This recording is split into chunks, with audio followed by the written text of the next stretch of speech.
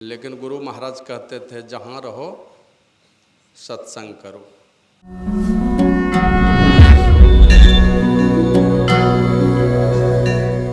श्री सद्गुरु महाराज की जय। अभी हम लोग पूज्यपाद स्वामी श्री हरिनारायण बाबा, पूज्यपाद स्वामी श्री वासुदेव बाबा और पूज्य स्वामी श्री अशोकानंद जी महाराज के विचारों को हम लोगों ने सुना। जो मूल बातें थी सुन चुके, लेकिन गुरु महाराज कहते थे जहाँ रहो सत्संग करो। गुरु महाराज के एक पद में आया, सतजन सेवन करत नित्य सत्संगति करना, वचन अमीय दे ध्यान श्रवण करी चित्त में धरना, मनन करत नहीं बोध होय तो पुनि समझी जाए, अरे हाँ रे में ही समझ ही बोध जो होई रहनी तासम करी लीजिए। बार बार सुनते सुनते बस सुनने वाला ही बन करके ना रह जाएं, हम करने वाला बने। नहीं समझ में आती तो सुनिए और सुन करके ठीक ठीक समझ में आ जाए, उसको अपन रहनी में उतारिए, अपने जीवन में दिनचर्या में उतार लीजिए उसको। और गुरु महाराज कहते थे, आपने गुरु को कितना सुना, कितना सुना, अपने गुरुदेव को कितना सुना, तो कहते थे जितना आपने अपने जीवन में उतारा बस उतना ही सुना, उससे ज़्यादा कुछ नहीं सुना। अगर जीवन में नहीं उतरा तो सत्संग में बैठकर जो भी बातें सुनते हैं उसको हम अपने जीवन में उतार सकें, यह हमेशा प्रयास रहना चाहिए। इसलिए गुरु महाराज कहते थे, हम मुट्ठी भर ज्ञान, रत्ती मुट्ठी भर ज्ञान, मन भर ज्ञान और रत्ती भर ध्यान, कुछ न कुछ जितना सुनते हैं उसको आंतरिक साधन में ये हमें लगाना है। तो इन सारी बातों की चर्चा हम लोग सुन रहे थे। उन्हीं सुनी सुनाई बातों को मैं फिर से दोहराता हूँ। आप लोगों को याद कराया गया कि आज का ये सत्संग आदरणीय श्रीमती माधुरी देवी जी और श्री विपिन कुमार शाह जी के सुपुत्र मनीष का जन्मदिन है आज।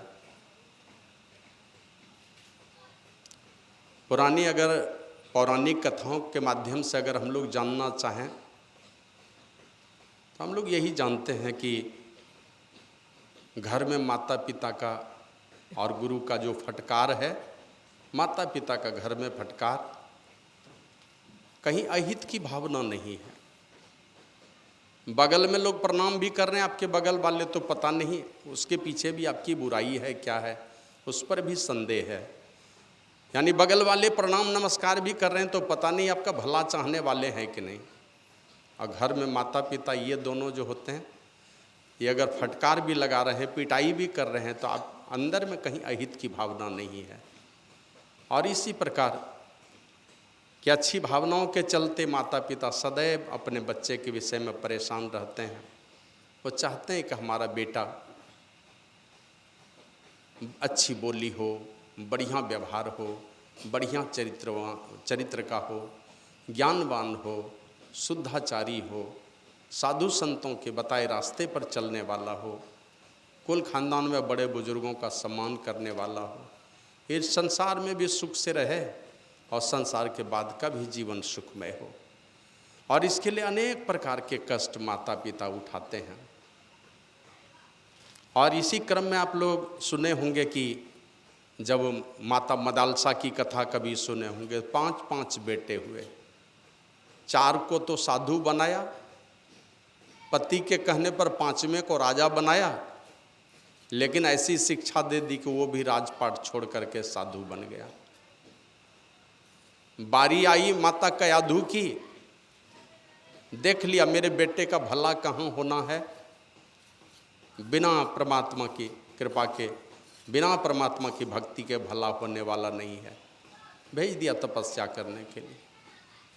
माता सुमित्रा की बारी आई, आप लोग जानते हैं 2 बेटे हुए, उनके कोख से जन्म लिए। एक बेटे को राम जी की सेवा में, दूसरे बेटे को भरत जी जैसे संत की सेवा में। इस तरह एक से एक माताओं की चर्चा है। इस कलयुग की भी बात मैं सुनाता हूँ आप लोगों को। एक लड़का गया पढ़ने के लिए और कुछ दिन गया होगा, एक चिट्ठी लेकर आया स्कूल से एक दिन और अपनी माँ को दिया कि माँ देखो इस पत्र में क्या लिखा है, मेरे प्रिंसिपल ने दिया है, ये पत्र तुम्हारे नाम से दिया है। पढ़ लिया और माँ से पूछा कि माँ क्या लिखा है इसमें। कहा बेटे इसमें लिखा है कि तुम्हारा बेटा बड़ा ही मेधावी है, बड़ा ही कुशाग्र बुद्धि का है, मेरे स्कूल में इसको पढ़ाने लायक कोई शिक्षक ही नहीं है, इसलिए मैं तुम्हारे बेटे को नहीं पढ़ा सकता हूँ, तुम अपने पढ़ा लो या किसी और स्कूल में इसका दाखिला करा दो। माँ ने कहा, माँ ने कुछ दिनों तक पढ़ाया, बाद में धीरे धीरे वो लड़का पढ़ लिख करके बहुत बड़ा वैज्ञानिक बना, और जिसको आप लोग थॉमस एल्वा एडिसन के नाम से जानते हैं, जिन्होंने बल्ब का आविष्कार किया था, थॉमस एल्वा एडिसन। बाद में जब बड़ी प्रसिद्धि हो गई उनकी, बहुत व्यस्त रहने लगे, उन व्यस्ततम जीवन में से एक दिन कैसे संजोग बना, घर में कुछ पुरानी फाइल वो उलट करके देख रहे थे, अपने जीवन में क्या क्या उन्होंने अर्जित किए हैं, पूर्व के इतिहास को वो पढ़ रहे थे, इसी पर विचार कर रहे थे। एक दिन खोजते खोजते एक पुरानी चिट्ठी मिल गई और उस चिट्ठी को खोल करके देखा। तब तक में उनकी माँ तो जा चुकी थी, माँ तो थी नहीं। उसमें पढ़ा तो देख के वो चिट्ठी पढ़ के दंग रह गया। जिस चिट्ठी को बचपन में नहीं पढ़ पाया था, माँ से पढ़वाया था, और माँ ने कहा था कि बेटे इसमें तुम्हारे प्रिंसिपल ने लिखा है कि तुम्हारा बेटा बड़ा ही कुशाग्र बुद्धि का है, मेरे पास अच्छे शिक्षक नहीं है तुम्हारे बच्चे को पढ़ाने के लिए। माँ झूठ बोली थी, उसमें वो लिखा हुआ नहीं था। उसमें लिखा तक तेरा बेटा बिल्कुल बेवकूफ़ है, ये बिल्कुल मंद बुद्धि का है, ये पढ़ने लायक नहीं है, इसलिए तुमको जहाँ मर्जी उसको पढ़ा लो, मेरे स्कूल में तुम्हारा बच्चा पढ़ने लायक नहीं है। तो उस दिन उस थॉमस एल्वा एडिसन को लगा कि माँ मैंने इतनी मेरे भले के लिए, मेरे कल्याण के लिए मैंने सच बात को छिपा लिया। अगर माँ कह देती कि तुम मंद बुद्धि का नहीं पढ़ सकता है तो पता नहीं मैं पढ़ पाता कि नहीं पढ़ पाता, लेकिन माँ ने कहा कि नहीं, तुम्हारे सर ने लिखा है कि तुम्हारा बेटा अत्यंत ही कुशाग्र बुद्धि का है, और माँ ने पढ़ाया। इस बात की जानकारी ही उन्हें नहीं लगने दी कि मेरे प्रिंसिपल ने ऐसा लिखा है मेरे विषय में कि मंद बुद्धि का है। कहने का मतलब माता पिता सदैव अपने बच्चे का भला चाहते हैं, उनकी फटकार हमेशा हमारे हित का ही कारण बनता है, उनके फटकार में कहीं हमारा अहित छिपा हुआ नहीं रहता है। इसी प्रकार की अच्छी भावना के चलते ये सत्संग का आयोजन है। अब और वो भी इसलिए कि अभी हम लोग जो भी सत्संग योग से जो कुछ भी हमने वेद का मंत्र का पाठ सुना, कि महोपनिषद के मंत्र का पाठ सुना, बाबा कबीर की वाणी सुनी, कि तुलसीदास जी महाराज के विचारों को भजन के माध्यम से सुना, गुरु महाराज जी को सुना, फिर महर्षि शाही स्वामी जी महाराज को सुना, क्रम क्रम से एक ही बातें आई। यदि ओम युंजान प्रथमम मनस्तत्वाय सविता धियम अग्निर ज्योतिर्निचाय पृथिव्या अध्यावर। इस मंत्र के द्वारा वेद भगवान उपदेश करते हैं, हे मनुष्यों, अगर तू जगत पर सब करता ईश्वर का तत्व ज्ञान प्राप्त करना चाहता है, मन तत्व रूप में तुम जानना चाहता है, स्वरूपतः तुम उनकी पहचान करना चाहते हो, और जिनकी पहचान के बिना हमारा आपका कल्याण नहीं है, उनके पहचान के अभाव में ही मानव जीवन आक्रांत है, क्या कहते हैं, त्रैतापों से दग्ध है ये मानवता, उसका एक ही कारण है कि परमात्मा को तत्व रूप में नहीं पहचान पाते, और परमात्मा को तत्व रूप को पहचाने बिना हम परमात्मा को प्राप्त नहीं कर सकते, और परमात्मा की प्राप्ति के अभाव में ही हमारी ये दुर्दशा है, ये बेचैनी है। इसलिए वेद भगवान कहते हैं सबसे पहले उस तरफ कदम बढ़ाना चाहते हो, परमात्मा की भक्ति के तरफ, परमात्मा की प्राप्ति की तरफ, या परमात्मा की पहचान की तरफ अगर कदम बढ़ाना चाहते हो, तो सबसे पहले तुमको बुद्धि योग करनी पड़ेगी। बुद्धि को सात्विक बनाना पड़ेगा, बुद्धि को पवित्र बनाना पड़ेगा। और नहीं तो कभी कभी देखेंगे जब मन में बेचैनी आती है, मन कुछ से कुछ सोचता विचारता, मन में जो जो बातें उठती हैं, अगर मन का कहा हुआ हम करने लगे तो धोखा खाते हैं। तो फिर जब मन धोखा दे जाता है, मन धोखा ही देता है, इसलिए कहा कि उसमें बुद्धि से निर्णय करना चाहिए। लेकिन आप देखेंगे कभी कभी बुद्धि भी धोखा दे देती है। अगर उस बुद्धि को संतों की संगति प्राप्त नहीं है, उस बुद्धि को शास्त्र की संगति प्राप्त नहीं है, तो शास्त्र और संतों की संगति से दूर रहने वाली जो हमारी बुद्धि है, ये बुद्धि भी धोखा देती है। बुद्धि से भी आप निर्णय नहीं कर सकेंगे। इसलिए सबसे पहले बुद्धि योग, फिर बाबा कबीर की वाणी में, ये गोस्वामी तुलसीदास जी महाराज की वाणी में आया, ते नर नरक रूप जीवत जग भव भंजन पद विमुख भागी। कहते हैं वे लोग जो भव भंजन करने वाले के पद से विमुख हैं, भव शोक नाशक करने वाले जो परमात्मा या परमात्मा स्वरूप जो गुरुदेव हैं, इनसे जो विमुख है, ते नर नरक रूप जीवत जग, इस संसार में उसका कैसा जीवन होगा? नरक के समान, नरकवत, हमेशा दुख का ही थपेड़ा खाता रहेगा, हमेशा बेचैनी से भरा हुआ उसका जीवन होगा, कराहता हुआ जीवन होगा। मिलेगा सामने में, बातचीत से लगेगा बहुत अच्छा है, एकांत में जाता है, अब सारा संसार देखिए, पत्नी पति से परेशान, पति पत्नी से परेशान, पति पत्नी बच्चे से परेशान, बच्चे माता पिता से परेशान, सब के अंदर में किसी न किसी रूप में परेशानी है, दैहिक दैविक भौतिक तापों से दग्ध है। कहते हैं उसी प्रकार नरकवत उसका जीवन होता है। ते नर नरक रूप जीवत जग भव भंजन पद विमुख भागी।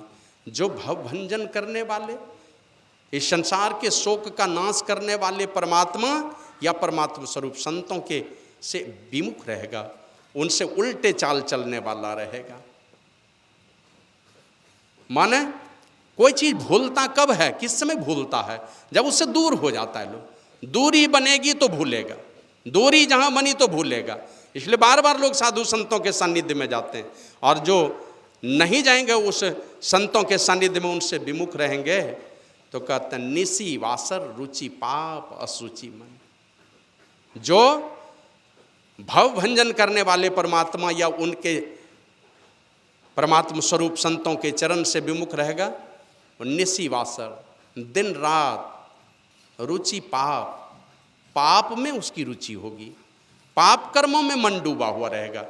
जो संतों के चरणों से विमुख रहेगा, परमात्मा की भक्ति से विमुख रहेगा, वो उनकी रुचि कहाँ होगी? निशिवासर रुचि पाप, दिन रात पाप में रुचि होगी।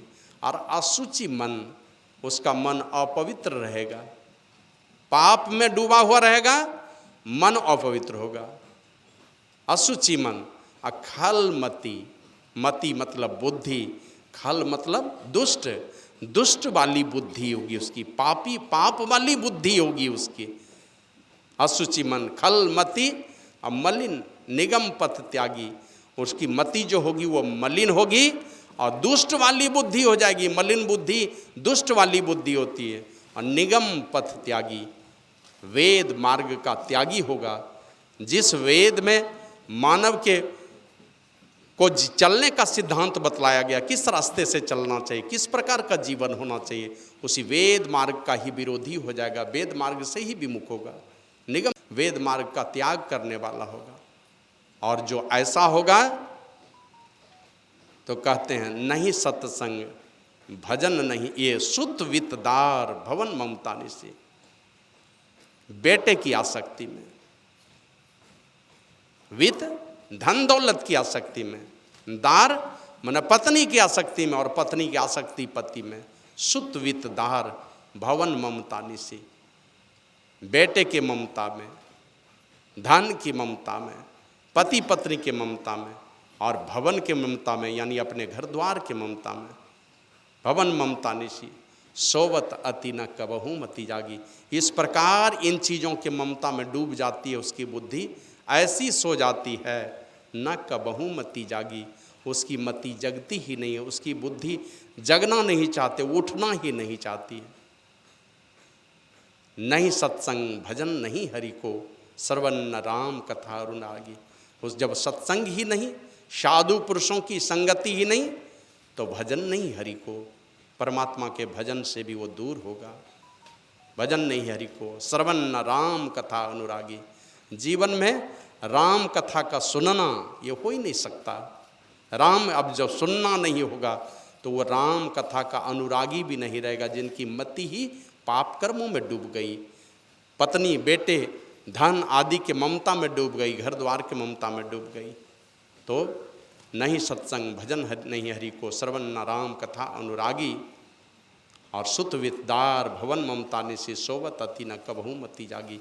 उसकी मति इस प्रकार से डूब जाती इनके ममता में, फिर कभी जगना नहीं चाहती है, जगती ही नहीं है, और रसातल में जाने का शिकार हो, रसातल का शिकार हो जाती हो। और तुलसीदास हरिनाम सुधा तजी, सठ हठ पियत विषय विष मांगी। तुलसीदास जी महाराज कहते हैं ऐसे ही लोग सठ होते हैं। सठ का मतलब अनपढ़ नहीं होता है, सठ का मतलब ऐसे ही लोग होते हैं जो परमात्मा के पद से, साधु संतों के पद से, जो शोक हरण करने वाले हैं, इनको छोड़ करके कहते हैं जो संसार के पंच विषयों का आनंद लेने में डूबे रहते हैं, ये ही सठ होते हैं, और ये हट करके विषय रूपी विष का पान करते हैं। तुलसीदास हरिनाम सुधा तजी, हरिनाम रूपी अमृत को छोड़ करके, जिस नाम के बिना अमरता हमें मिलने वाली नहीं है, उस हरिनाम रूपी अमृत को छोड़ करके विषय रूपी विष का पान करते हैं। और शुकर स्वान श्रृगाल सरिस जन, जन्मत जगत जननी दुख लागी। जिस प्रकार सुअर, कुत्ते और सियार इस संसार में माँ को प्रसव का दुख देने के लिए जाते हैं, उसी प्रकार उसका जीवन रहता है। बस आया, हमारे जैसे लोग आए, और जो परमात्मा की भक्ति से विमुख रहे, संतों के चरणों से विमुख रहे, ऐसे लोग हरिनाम रूपी अमृत को छोड़कर विषय रूपी विष का पान करते हैं। और ऐसे लोगों का आना इस संसार में ठीक उसी प्रकार जैसे सूअर आता है संसार में, कुत्ते आते हैं संसार में, और सियार आता है संसार में, उसका जीवन केवल माँ को प्रसव का दुख देने के लिए होता है। इसलिए बाबा कबीर कहते हैं जिनकी लगन गुरु सो नाही, ते नर खर कुकर सम जग में व्यर्था जन्म गवाई। जिनका गुरु के चरणों में प्रेम नहीं है, जो जिनका आना ही होता है इस संसार में, एक ही उद्देश्य है, उनके आने का एक ही उद्देश्य है। गुरु महाराज लिखते हैं फांसी श्रुति आई यम फांसी, अयन सुधि आपनी नासी। हम अपने घर की सुधि भूल गए, अब भई भव सोग की वासी, कठिन जहाँ ते उधारा है। ऐसे दुखदाई भव के में आकर के हम डेरा बना लिए जहाँ से हमारा उद्धार ही मुश्किल है। लेकिन गुरु निज भेद बतलावें और सूरत को राह दर्शावें, इस जीवात्मा को राह दर्शाने के लिए, और जीव हित आप ही आवें। जीव हित स्वयं परमात्मा आते हैं गुरु रूप में इस संसार में। बस एक ही काम है, यही कहा था बाबा नानक ने। माँ ने कुछ पैसे दिए और कहा कि बेटे जाओ बाजार से कोई कीमती सौदा खरीद के ले आना, जांचने के लिए कि देखता हूँ बेटा किस योग्य है, कैसी बुद्धि है इसकी। कुछ पैसे दे करके भेज दिया, जाओ कोई कीमती सौदा खरीद के ले आना। अब वो मन ही मन सोचता कौन सा कीमती सौदा है। अब सोचते विचारते उनके मन में जो बात आई, किसी संत ने कहा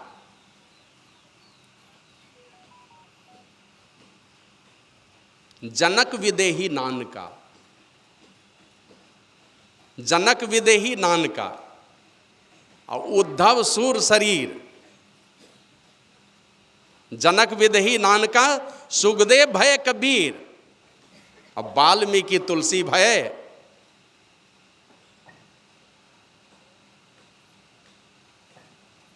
जनक विदेही नानका सुखदेव भय कबीर। विदेह राजा जनक वो नानक देव बन करके आए थे। अनेकों जन्मों के अच्छे संस्कार थे। आया ये शरीर धर करके इस संसार में, माँ ने दिए कुछ पैसे, गया बाजार। मन में सोचते सोचते, आप जानते हैं ना, जैसे लोगों की संगति में जैसे लोगों से प्रेम होता है लोगों को, उसी प्रकार का विचार बनने लगता है उसका।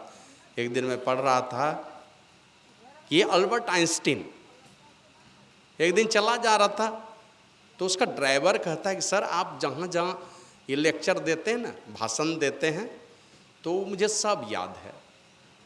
तो अल्बर्ट आइंस्टीन को लगा कि ऐसी कुशाग्र बुद्धि है मेरे ड्राइवर की, क्या तुमको सब याद है? बोला हाँ सब याद है, आप जो जो भाषण देते हैं सब मैं याद कर लेता हूँ। कहा तो एक काम करो, आज जहाँ मैं जा रहा हूँ भाषण देने के लिए, मुझे कोई नहीं पहचानते हैं वहाँ पर, अल्बर्ट आइंस्टीन को कोई नहीं पहचानता है, तो चलो आज मेरे बदले में तुम ही भाषण दे देना। ठीक है दे दूंगा। तो चले गए और ड्राइवर वाली सीट पर बैठ गए अल्बर्ट आइंस्टीन, और अल्बर्ट आइंस्टीन के सीट पर बैठा दिया था इनको। तो यहाँ से उतार के लेके चला गया मंच पर, और मंच पर जा कर के वहाँ भाषण दिया। बहुत देर तक भाषण देते रहे, सब मंत्रमुग्ध होकर के सुनते रहे। अब सुनने के बाद जब व्याख्यान खत्म हुआ तो एक प्रोफेसर आए उनके निकट, और उसको आकर के कहते हैं कि सर, उनको पहचाना नहीं कि ये अल्बर्ट आइंस्टीन का ड्राइवर है, वो समझा यही अल्बर्ट आइंस्टीन होगा। तो पूछा कि सर अभी जो आप भाषण दिए बहुत अच्छा लगा सुनने में, इसको आप हमको समझा दीजिएगा ज़रा बढ़िया से। अब अल्बर्ट आइंस्टीन वहाँ से सोच रहा है कि भाई यहाँ तो गड़बड़ी है, ये ड्राइवर लगता है फंस जाएगा, अब मुझे बीच में कुछ करना होगा। लेकिन जानते हैं ना, जिसको जैसा गुरु मिला उसकी वैसी शुद्धि। वो ड्राइवर झट से कहता है, साहब आप ये छोटी सी बात समझ नहीं सके, ये तो मेरा ड्राइवर समझा देगा। मैंने अल्बर्ट आइंस्टीन की तरफ इशारा कर दिया, ये छोटी सी बात आपको समझ में नहीं आई, ये तो मेरा ड्राइवर समझा देगा आपको। अल्बर्ट आइंस्टीन की तरफ इशारा कर दिया, उन्होंने समझा दिया। तो जैसी संगति मिल जाती है उसी प्रकार के विचार आने लगते हैं। तो नानक देव जी महाराज जा रहे थे, कुछ पैसे हैं पास में, कौन सा सौदा खरीदूं, क्या करना चाहिए? कर तो रहे रोज, कुछ ना कुछ होता चला जा रहा है। कुछ लोग हैं रोज अपनी बुराई को धो रहे हैं, रोज अपनी गंदगी को धोते चले जा रहे हैं, कुछ ना कुछ अच्छा कर करके लोगों का आशीर्वाद बटोरते जा रहे हैं। और कुछ लोग दिन रात उल्टे पुल्टे कर्मों से अपने जीवन को कांटों से भरते चले जा रहे हैं। अपने जीवन को सारा जीवन कांटों से भर लेता है लोग। तो नानक देव जी महाराज के मन में विचार आया, ये साधु संत आए हैं किस लिए संसार में? कोई मतलब नहीं है, बस एक ही काम है, दुख सह करके, बेइज्जती उठा करके, कठिनाई सह करके भी हमेशा ये तो संसार का ही भला करने के लिए आते हैं, चलो इन्हीं को खिला देता हूँ। तो उन्हीं को खिला दिए। माँ ने पूछा बेटे कौन सा सौदा लाए? कहा माँ कुछ साधु की टोली चली आ रही थी, सारे पैसे उन्हीं को खिलाने में हमने खर्च कर दिए। कहा यही कीमती सौदा है? कहा माँ जिसका जन्म ही हुआ है इस संसार में, जो साधु संत इस संसार में आते ही हैं संसार का हित करने के लिए, अपना कोई व्यक्तिगत काम नहीं है, सब काम हो चुका है, फिर भी वो दूसरों के हित के लिए आया है। वृक्ष कबहू नहीं फल भके, नदी न संचय नीर, अब परमार्थ के कारण साधु धरा शरीर। ये साधु संत तो सदैव परमार्थ के लिए, लोक उपकार के लिए ही ये शरीर धरते हैं। और ऐसे लोगों की सेवा से बढ़कर के दूसरा कोई कीमती सौदा हो सकता है क्या? इससे बढ़कर के और दूसरा कोई कीमती सौदा नहीं हो सकता। अनेक अलग अलग संतों ने अपने अपने श्रीमुख से अलग अलग ढंग से इनका वखान किया है। आप शास्त्रों को पढ़ेंगे तो पता चलेगा। जाइए प्रयागराज में, जिनको तीर्थों का राजा कहा जाता है, लगाइए वहाँ पर एक बार डुबकी। जैसे ही एक बार अनमने ढंग से भी डुबकी लगाएंगे, अनेकों अश्वमेध यज्ञ के पुण्य का भागीदार बनेंगे, अनमने ढंग से भी लगाएंगे तो। लेकिन सूरदास जी महाराज कहते हैं वहाँ अनमने ढंग से लगाएंगे तो अनेकों अश्वमेध यज्ञ का फल का भागीदार बनेंगे। आज जिस दिन साधु पुरुष आएंगे आपके यहाँ पहुना बन करके, अतिथि बन करके, तो तीर्थ कोट अनहान करे फल दर्शन ते ही पावत। करोड़ों तीर्थों में स्नान करने का फल एक साथ पाएंगे जब संतों के सेवा का सौभाग्य आपको मिलेगा। अतिथि बन करके आ जाएंगे, पहुना बन करके आ जाएंगे। तो वही कहा कि माँ जिनका अवतरण नहीं संसार में हुआ लोक कल्याण के लिए, मैंने हमेशा लोक चेतावन के लिए, लोगों को लोक सिखावन के लिए जिनका आना हुआ है। रामचरितमानस में भी आया है, संत बिटप सरिता गिरिधरनी परिहित हेत सबन के करनी। इनकी करनी ही है, संत की करनी है, पेड़ की करनी है, नदी की करनी है, पहाड़ की करनी है, धरती की करनी है। ये पांचों के कृत्य हमेशा परहित हित, हमेशा दूसरे के हित के लिए होता है। इसलिए बाबा कबीर कहते हैं, जिनकी लगन गुरु सो नाही, उनके साथ ही प्रेम नहीं है। बहुतों के साथ, सारे लोगों के साथ प्रेम जोड़ करके रखा है, लेकिन हित करने वाला कोई। चरणदास जी महाराज तो कहते हैं, पितु सु माता 100 गुना, सुत को राखे प्यार, पिता से 100 गुना बढ़ करके माँ को कहा। और इनके एहसान कभी नहीं चुकाए जा सकते, इनकी कृपा, इनके एहसान का बदला कभी नहीं चुकाया जा सकता। लेकिन कहते हैं माता सु हरि 100 गुना, उनसे भी बढ़कर के 100 गुना बतलाया परमात्मा को। और कहते कहते जिनसे 100 गुरुदेव, उनसे भी बढ़कर के गुरुदेव को बतलाया। कारण क्या है? कहते हैं प्यार करें अवगुण हरें चरणदास सुखदेव। ये प्यार करने का भी काम करते हैं, दुलार प्यार भी देंगे, लेकिन आपके अंदर में कोई कंकड़ नहीं रह जाए, कोई पत्थर नहीं घुस जाए, वरना आपके विचारों में, आपके चित्त में किसी प्रकार की गंदगी नहीं रह जाए। उन सारे गंदगी को धोने का काम भी यही करते हैं। और जब तक ये गंदगी की धुलाई नहीं होगी, अगर कोई गंगा सागर गए होंगे तो देखे होंगे, देखिएगा उधर से क्या कहते हैं, ज्वार भाटा जब उठता है ना, उधर से चलेगा, क्या कहते हैं, वो काफ़ी तेजी से पानी आता है किनारे की तरफ। और क्या उधर से लेके क्या आता है, सारी गंदगी।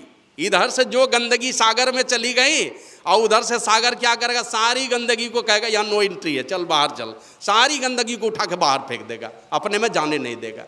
तो संत महात्मा सारी गंदगी को इधर ही धो करके इतना पवित्र बना देते हैं कि स्वयं उस रास्ते का पथिक बन जाता है, जिस रास्ते पर चल करके हमारा परम कल्याण हो पाता है। जिनकी लगन गुरु सो नाही, ते नर खर कुकर समझग में। ये गुरु स्वामी विवेकानंद जी महाराज के विषय में आप लोग पढ़े होंगे। स्वामी विवेकानंद जब BA पास कर गए, लॉ कॉलेज में एडमिशन कराया, और संयोग ऐसा हुआ कि उनके पिताजी का देहांत हो गया। तो बड़ी दुखद परिस्थिति जीवन में आई। कुछ साथी लोगों के बीच इसकी चर्चा चली, तो साथी लोगों को लगा कि नहीं भाई, इसके लिए कुछ विचार करना चाहिए, कुछ सोचना चाहिए।